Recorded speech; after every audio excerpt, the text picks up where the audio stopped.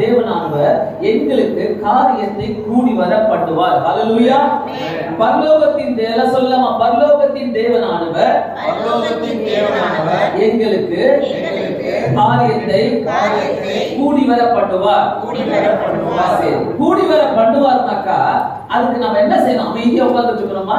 எல்லா காரியத்தையும் கூடி வர பண்ணுவாரு, நம்ம அமைதியா உட்கார்ந்து இருக்கலாம் சொன்னா ஆண்டவர் கூடி வர பண்ணிடுவாரா? இல்ல. நெகேமியா என்ன செஞ்சாரு? ஏன் நெகேமியா இந்த வார்த்தையை சொல்றாரு? எனக்கு காரியத்தை கூடி வர பண்ணுவார்.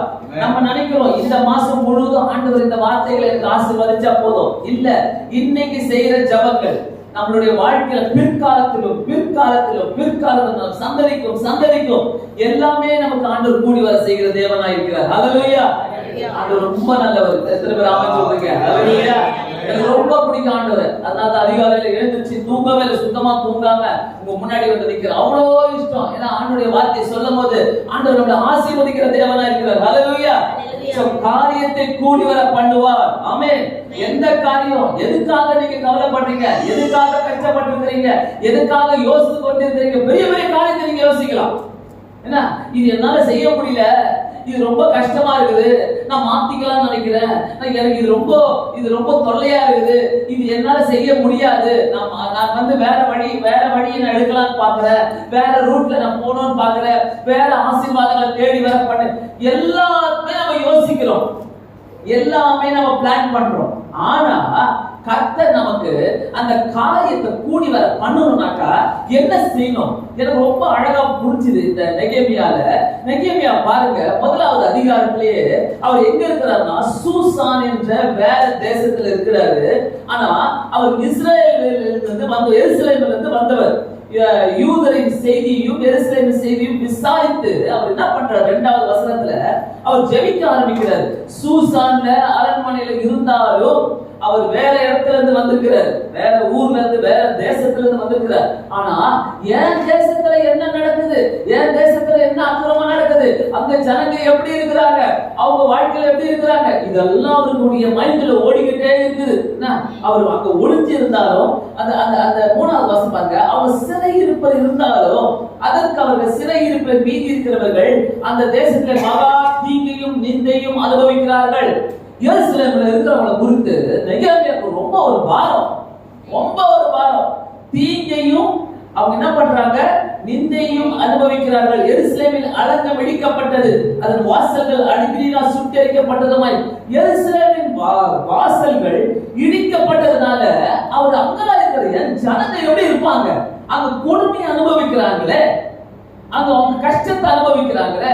நம்ம வாழ்க்கையில கஷ்டங்கள், இடிபாடுகள், நிந்தைகள் வரும்போது நம்ம பல காரியங்களை யோசிப்போம். இதை விட்டு நம்ம எப்படி எஸ்கேப் ஆகலாம், இதை விட்டு தாண்டி நம்ம எப்படி போகலாம், அதுதான் நெகேமியா இங்க யோசிக்கிறார். அவர் யோசிக்கும் போது அந்த நேரத்தில் அவர் ஃபர்ஸ்ட் கொடுத்த பிரையாரிட்டி என்னன்னாக்கா, முதலாவது ஆண்டவர்கிட்ட அவர் ஜெபம் பண்ண ஆரம்பிக்கிறார். 4வது வசனத்திலே இந்த வார்த்தைகளை கேட்ட போது என்னைக்கு நம்ம வாழ்க்கையில இதெல்லாம் நடக்க போகுது, இப்படி எல்லாம் ஆக போகுது, இது நல்லா இருக்காது, இது செட் ஆகாது, இது வராது, இது கூடி வராது, இப்படி எல்லாம் யோசிக்கிறீங்களோ, நீங்க முதல் உங்க காதுக்கு டிஸ்டர்ப் ஆன உங்களுடைய காரியங்கள் உங்க காதுக்கு வரும்போது, இது என்னால முடியல, இப்படி செய்ய முடியாது, இது கஷ்டமா இருக்குது, அது கஷ்டமா, என்னைக்கெல்லாம் இப்படி எல்லாம் நீங்க ஃபீல் பண்றீங்களோ, நீங்க செய்ய வேண்டிய முதல் வேலை, அந்த 20வது வசனத்துக்கு நான் வரதுக்கு முன்னாடி உங்களுக்கு ஒரு பேக்ரவுண்ட காட்டிடுறேன். நான் அந்த 4வது வசனத்துல கேட்ட போது, நான் உட்கார்ந்து அழுது சில நாளாய் துக்கித்து உபவாசித்து மன்றாடி பரலோகத்தின் தேவனை நோக்கி, அதனாலதான் 20வது வசனத்துல அவர் அப்படி பேசுறாரு. 20வது வசனத்துல அவர் பேசுறதுக்கு காரணம், பரலோகத்தின் தேவனானவர் காரியத்தை கூடி வர பண்ணுவார். அதுக்கு முன்னாடி அவர் செஞ்சது என்ன பண்ணாரு? சில நாளாய் துக்கித்து, சில நிறைய காரியங்களை குறித்து துக்கித்து கொண்டிருப்போம்.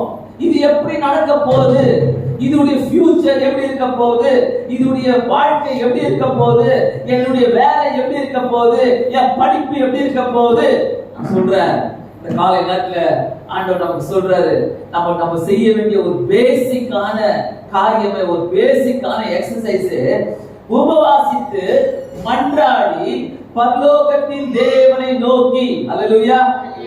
உபவாசித்து மன்றாடி பரலோகத்தின் தேவனை நோக்கி. இன்னும் அழகா ஒரு ஜெபம் பண்றாரு பாருங்க. 5வது வசனத்திலிருந்து 8வது வசனம் வரைக்கும் அழகா பண்றாரு. பரலோகத்தின் தேவனாகிய கர்த்தாவே, உம்மில் அன்பு கூர்ந்து உம்முடைய கற்பனைகளையும் கைக்கொள்ளுதலுக்கு உடன்படிக்கை அப்படியே வரிசையா பண்றாரு. அதுல 6வது வசனத்துல உம்முடைய கண்கள், அந்த 6வது வசனத்துல பாருங்க, இஸ்ரவேல் புத்திரராகிய நாங்கள் உமக்கு விரோதமாய் செய்த பாவங்களை அறிக்கையிடுகிற அடியேனுடைய ஜெபத்தை கேட்கிறதற்கு உம்முடைய கண்கள் திறந்திருப்பதாக. ஆமென். எவ்வளவு அழகா சொல்றாரு. நம்ம இதெல்லாம் நினைக்கிறதே இல்ல.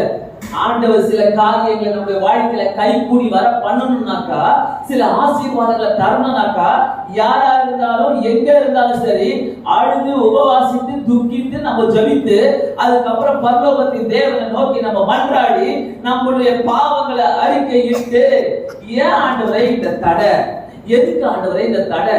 ஒரு வாக்குத்தத்தம் என்பது ஒரு பெரிய ஆசீர்வாதம். ஆமென். அந்த ஆசீர்வாதம் என் வாழ்க்கையில நிறைவேறணும்னாக்கா, எனக்குள்ள இருந்த பாவங்களோ அது முன்னாடி வரக்கூடாது. அதனாலதான் அவர் சொல்றாரு, செய்த பாவங்களை அறிக்கையிடுகிற அடியேனுடைய ஜெபத்தை. எவ்வளவு ஒரு அற்புதமான பிரேயர் பாருங்க. அடியேனுடைய ஜெபத்தை, பாவத்தை அறிக்கையிட்ட பிறகுதான் அவர் அந்த அந்த அந்த வாக்குத்தத்தத்தை பெற்றுக்கொள்கிறார். ஆமென். ஹல்லேலூயா. ரொம்ப என்ன யோசிக்க வச்சுச்சு. நைட்டு ஒரு 1:30 மணிக்கு உட்கார்ந்து நான் இது பயங்கரமா யோசிச்சுட்டு இருக்கிறேன். ஒரு ஆசீர்வாதம், ஆண்டவரே ஆசீர்வாதம் தாங்க தாங்க தாங்க தாங்க தாங்க கேட்கிறதுக்கு பதிலாக நான் இப்படி போனோம். நான் உபவாசித்து துக்கித்து ஆண்டவருடைய பரலோகத்தின் தேவனை நோக்கி நான் மன்றாடும் போது எப்படி மன்றாடணும்? என் பாவத்தை அறிக்கையிட்டு மன்றாடும் போது சொல்றாரு பாருங்க 7வது வசனத்துல, நாங்கள் உமக்கு முன்பாக மிகவும் கெட்டவர்களாய் நடந்தோம். எவ்வளவு அறிக்கையிடுறாரு. வண்டர்ஃபுல்ங்க. இந்த பிரேயர் எல்லாருமே செய்யணும். நம்ம நினைக்கிறோம் ஆண்டவர் கைக்கூடி வர பண்ணுவாரு. எனக்கு எப்படி கைக்கூடி வர பண்ணுவாரு? நான் இப்படி அறிக்கை எழுதணும். நான் இப்படி அறிக்கை இட்டாதான் கைக்கூடி வர பண்ணுவார். நீங்க ஏத்துக்கலாம், நீங்க ஏத்துக்காம இருக்கலாம். நம்ம நினைப்போம் நான் பெரிய நீதிமான், எனக்கு இது நடக்கும். இல்ல, ஆண்டவருக்கு முன்பாக அவர் சொல்றாரு பாருங்க, நாங்க பாவிகளாய் இருந்தோம். அந்த சொல்லிட்டு நாங்கள் உமக்கு முன்பாக மிகவும் கெட்டவர்களாய் இருந்தோம். அத சொல்லிட்டு அந்த அந்த அதிகாரத்துல 11வது வசனம் பியூட்டிஃபுல் ஜெபம் ஒரு பண்ணுவாங்க. ஒரு அருமையான ஒரு ஜெபத்தை பண்ணுவார். என்ன ஜெபம்னாக்கா, ஆண்டவரே உமது அடியாரின் ஜெபத்தையும் உமது நாமத்திற்கு பயப்பட வேண்டும் என்று விரும்புகிற உமது அடியாரின் ஜெபத்தையும். பாருங்க, ஆண்டவருடைய நாமத்துக்கு பயப்படுகிற பயம் நமக்கு இருக்கணும். ஆண்டவருடைய நாமத்துக்கு பயப்படுகிற பயம் நமக்கு இருந்தா காலையில 5:30 மணிக்கு இங்க வந்து உட்கார்ந்திருப்போம். ஆமென். அதுதான் ஆண்டவருக்கு பயப்படுற பயம். ஆண்டவருக்கு பயப்படுற பயம் தான் சும்மா கிடையாது. ஆண்டவர் நம்மளை ஆசீர்வதிக்கணும், நம்முடைய வாக்குத்தத்தங்களை நிறைவேற்றணும்னாக்கா, கை கூடி வர பண்ணணும்னாக்கா இவ்வளவு எக்ஸசைஸ் இருக்குதுங்க. சும்மா ஒரு பாடியை குறைக்கிறதுக்கு, ஒரு தொப்பையை குறைக்கிறதுக்கு எவ்வளவு எக்ஸசைஸ் பண்றோம்ல, ஆண்டவருடைய வாக்குத்தத்தத்தை பெற்றுக் கொள்வதற்கு நிறைய எக்ஸசைஸ் இருக்குது. இதை செஞ்சாதான் கர்த்தரால் கொடுக்க முடியும். ஹல்லேலூயா, ஹல்லேலூயா. அது சொல்லுங்க, அந்த ஜெபத்தையும் உங்களுடைய சேவைகள் கவனித்திருப்பதாக. பாவத்தெல்லாம் அறிக்கை இட்டுட்டு ஆண்டவர்கிட்ட வந்து கடைசியா, ஆண்டவரே உங்க அடியானாகிய நாங்க இவ்வளவு பாவங்கள், இந்த பாவங்களா நாங்க செஞ்சிருக்கிறோம், எங்களை மன்னித்து எங்க ஜெபத்தை கேட்டதும் உங்களுடைய சேவைகள் எங்களுடைய ஜெபத்துக்கு கவனித்திருப்பதாக. என்ன ஒரு அழகான ஒரு ஜெபம், பியூட்டிஃபுல்லான ஜெபம். எனக்கு அந்த ஜெபம் எப்போதுமே பிடிக்கும். சொல்லிட்டு இன்றைக்கு உமது அடியானுக்கு காரியத்தை கூடி வர பண்ணுது. இந்த இடத்துல சொல்றாரு பாருங்க, எல்லாத்தையும் அறிக்கையிட்ட பிறகு நான் சொல்றேன், 10 வருஷமா ஒரு காரியங்களுக்காக ஜெபிக்கிறீங்களா? 5 வருஷமா ஜெபம் பண்றீங்களா? 1 வருஷமா ஜெபம் பண்ணிட்டு இருக்கீங்களா? 6 மாசமா ஜெபம் பண்ணிட்டு இருக்கீங்களா? ஒண்ணுமே புரியல பாஸ்டர், எனக்கு தெரியல, எப்படி நடக்கும் தெரியல, என்ன நடக்கும் தெரியல சொல்றீங்களா? இந்த காலை நேரத்துல கர்த்தர் உங்களோடு கூட சொல்றாரு, நெகேமியாவை போல ஒரு ஜெபத்தை நீ செய். நெகேமியாவை போல பாவத்தை அறிக்கையிட்டு, நெகேமியாவை போல என்னுடைய சமூகத்துக்கு முன்பாக வந்து நின்று நீ அறிக்கையிட்டு செய்யும் போது ஒரு காரியத்தையும் கர்த்தர் மன்னிக்க வல்லவராய் இருக்கிறார். மன்னித்து அவருடைய செவிகளிலே இந்த ஜெபங்கள் விழும். அல்லேலூயா. இந்த பாவங்கள், ஆண்டவருக்கு விரோதமா செய்கிற காரியங்கள், நம்ம ஆண்டவரை நேசிக்காமல் இருக்கிற காரியங்கள், இதெல்லாம் விலகி போகும். நம்ம ஜெபம் செய்யும் போது அவர் சொல்றாரு, இன்றைக்கு உமது அடியானுக்கு காரியத்தை கூடி வர பண்ணி. எதுக்காக அப்படி சொல்றாரு? நான் என்னுடைய பார்ட்ட செஞ்சுட்டேன் ஆண்டவரே, நீங்க இப்போ உங்க பார்த்த செய்யுங்க ஏசப்பா, கூடி வர பண்ணுங்க ஆண்டவரே சொல்லிட்டு இந்த மனுஷனுக்கு முன்பாக எனக்கு இரக்கம் கிடைத்தருளும். அவர் போயிட்டு அங்க ராஜா கிட்ட இருக்கிறார், அந்த ராஜாவுடைய அரண்மனையில இருக்கிறார். அந்த ராஜாவுடைய அரண்மனையில இருக்கும் போது அவர் ஜெபம் பண்ணிட்டு போறார்.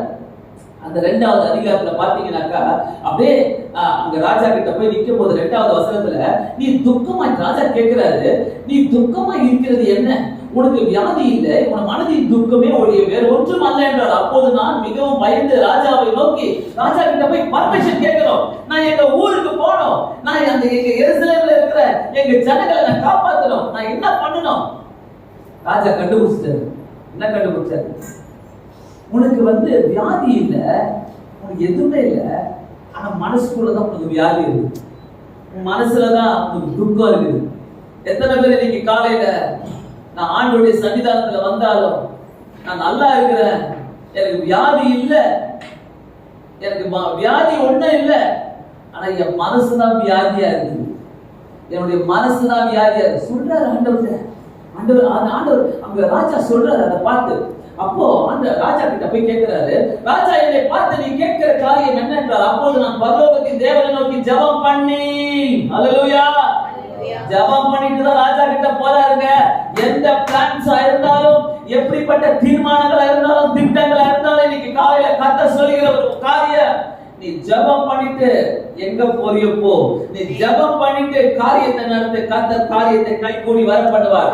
சில பேசிக் திங்ஸ் நம்ம செஞ்சாதான் கர்த்தர் கைகூடி வர பண்ணுவார். 5வது வசனம், ராஜாவை பார்த்து ராஜாவுக்கு சித்தமாய் இருந்து அடியனுக்கு உம்முடைய சமூகத்தில் தயவு கிடைத்தது. அப்படியே வாங்க 6வது வசனத்துல அவர் போய் சொல்றாரு, உட்கார்ந்து போய் சொல்றாரு, நான் இது மாதிரி போனோம், எங்க ஊருக்கு போனோம், என் பிதாக்களின் கல்லறைகளில் இருக்கும் பட்டணத்தை கட்டும்படி யூதா தேசத்துக்கு நீர் என்னை அனுப்பும்படி வேண்டிக் கொள்கிறேன். ஒரு பெரிய ரிக்வெஸ்ட் வைக்கிறார்.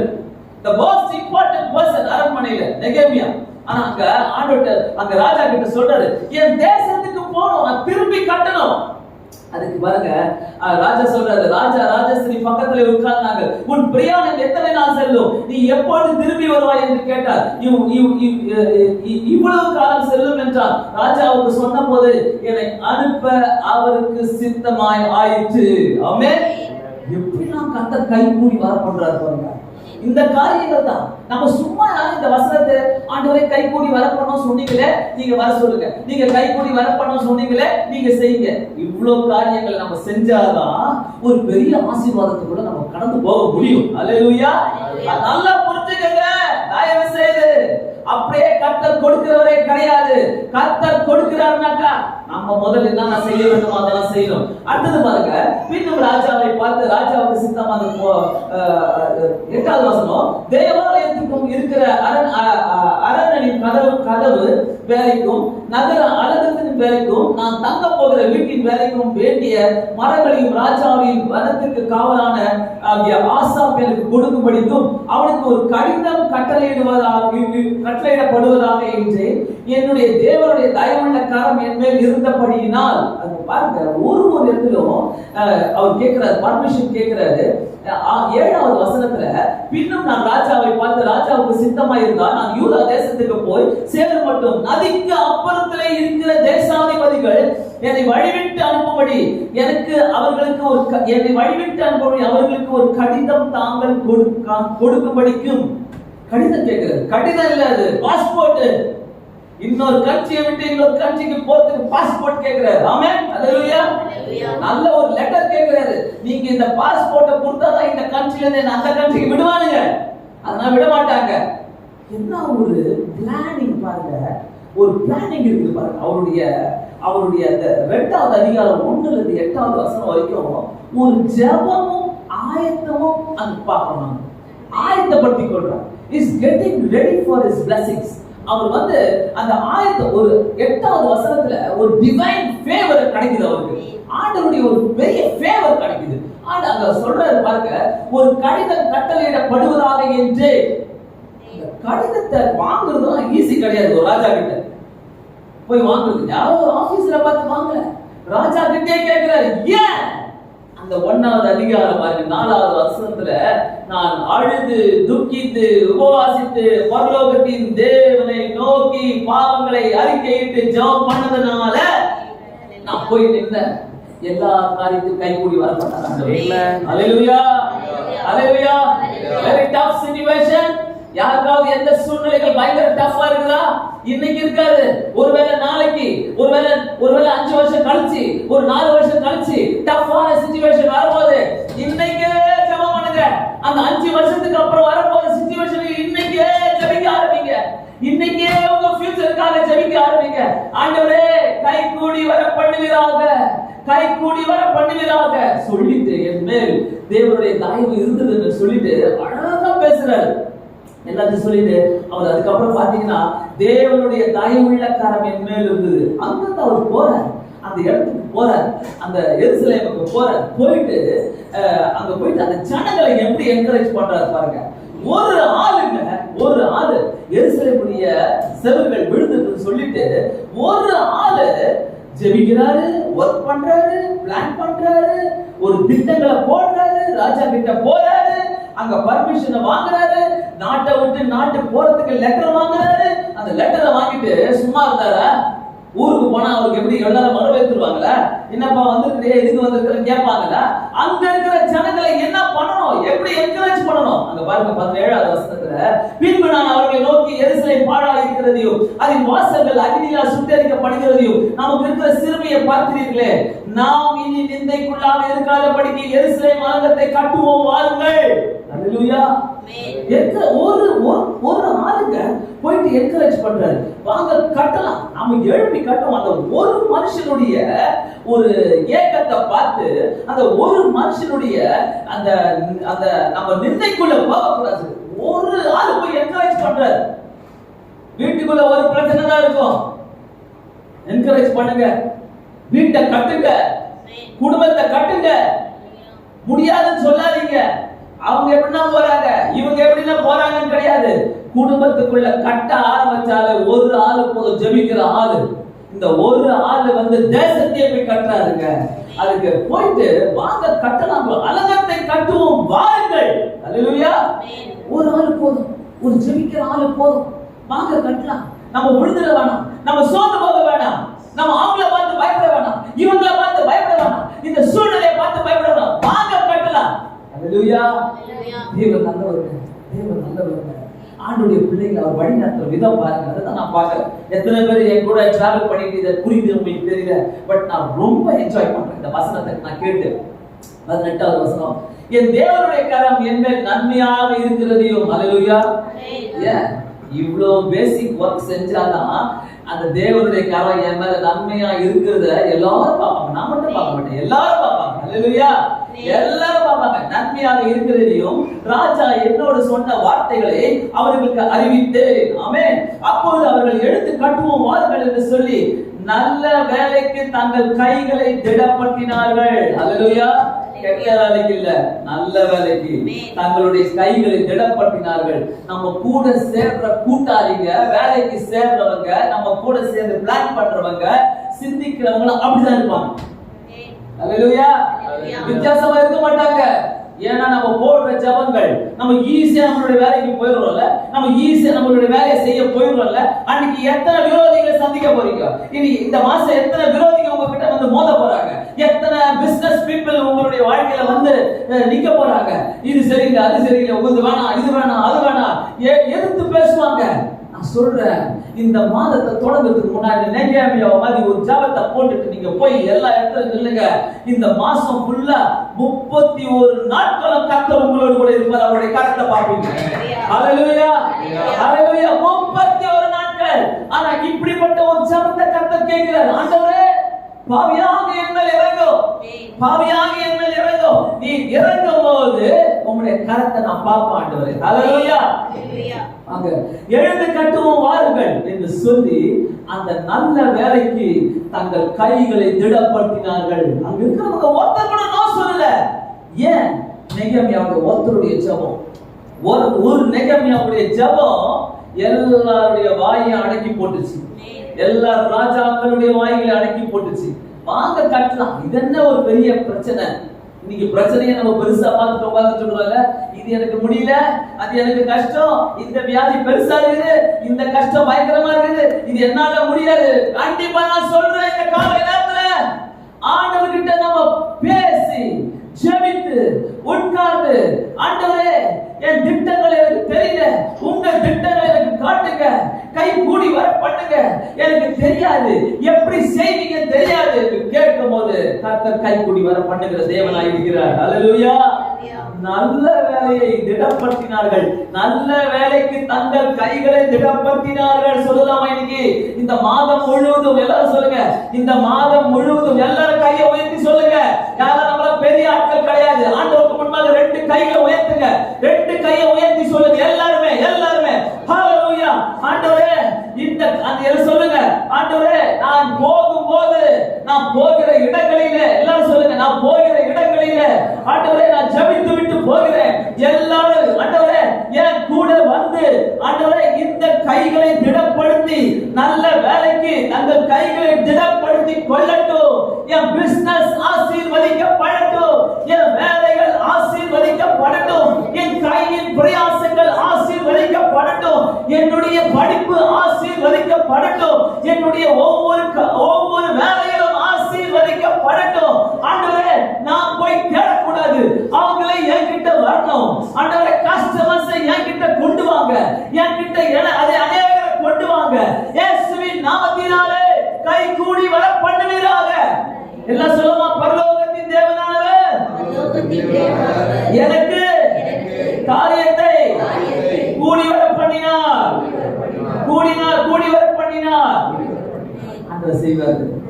இதுதான் ஜெபம். இந்த ஜெபம் தான் நம்ம செய்யணும். அல்லேலூயா. அவருடைய ஊழியக்காரராகிய நாங்கள் எழுந்து கட்டுவோம். இந்த ஜெபிக்கலாம் வாங்க என்ற இதை படிக்கும் போது எனக்கு இந்த வசனமும் இந்த ஊழியமும் ஆண்டவர் இத வாங்க எழுந்து கட்டுவோம். அல்லேலூயா. ஆயிரக்கணக்கான லட்சக்கணக்கான மக்கள் ஆன்லைன்ல பார்த்து கொண்டிருக்கிறார்கள். அநேகர் ஆயிரக்கணக்கான மக்கள் பார்த்து கொண்டு அவங்க ஜெப குறிப்புகளை எழுதுகிறார்கள். எழுந்து கட்டுவோம். அல்லேலூயா. உங்களுக்கு வென்றால் எருசலேமிலே பங்கும் இல்லை, பாக்கியம் இல்லை, உங்கள் பேர் விளங்க ஒன்றும் இல்லை என்று அவர்களுடனே சொன்னார். என்ன ஒரு தைரியம் பாருங்க. எங்க இருந்து வந்துட்டு இந்த ஊருக்கு வந்து எருசலேம்ல வந்து ஜனங்களுக்காக போராடி வெற்றியை வாங்கி தராங்க. அந்த வெற்றி இன்னைக்கு நம்ம கூட வரணும். எல்லாரும் சொல்லுவோம், கர்த்தர் காரியத்தை கை மூடி வர பண்ணுவார். கண்களை மூடி ஜெபிப்போம். பரலோக பிதாவே, எங்களுடைய காரியத்தை கை கூடி வர பண்ணினதற்காக உமக்கு ஸ்தோத்திரம். நெகேமியாவை போல ஒரு ஜெபிக்கிற ஆவியை எங்களுக்கு தருவீராக. நெகேமியாவை போல ஆண்டவரே பாரத்தோடு ஜெபித்து எங்களுடைய பாரங்களை நாங்கள் நீக்கி போட எங்களுக்கு உதவி செய்யுங்க. கை கூடி வர பண்ண இவ்வளவு காரியங்கள் இருக்கிறது என்பதை நாங்கள் புரிந்து கொள்ள எங்களுக்கு உதவி செய்யுங்க. உபவாசம் இருந்து ஜெபிக்க, பாவங்களை அறிக்கையிட்டு ஜெபிக்க உதவி செய்வீராக. இயேசுவின் நாமத்தினாலே வேண்டிக் கொள்கிறேன் பிதாவே. ஆமென்.